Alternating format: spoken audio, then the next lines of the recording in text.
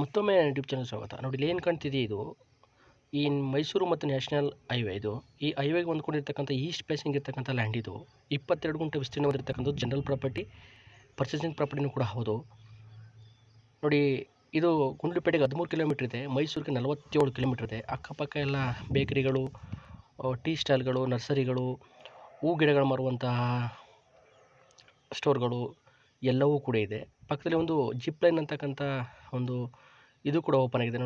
ನೋಡ್ಬೋದು ನೀವು ಅಲ್ಲಿ ಕಾಣ್ತಾ ಇರೋದು. ಸೊ ಇದು ಅನ್ಲೇಷನ್ ಆಗೈತೆ.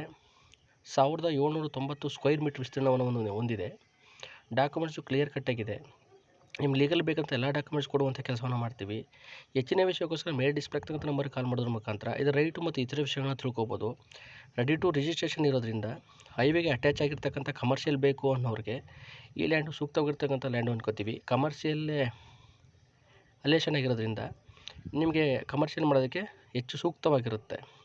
ಹೆಚ್ಚಿನ ವಿಷಯಕ್ಕೋಸ್ಕರ ಯೂಟ್ಯೂಬ್ ಚಾನಲ್ನ ಈ ಥರ ವೀಡಿಯೋಗಳು ನೋಡಿ. Thank you for watching my videos. Always support me.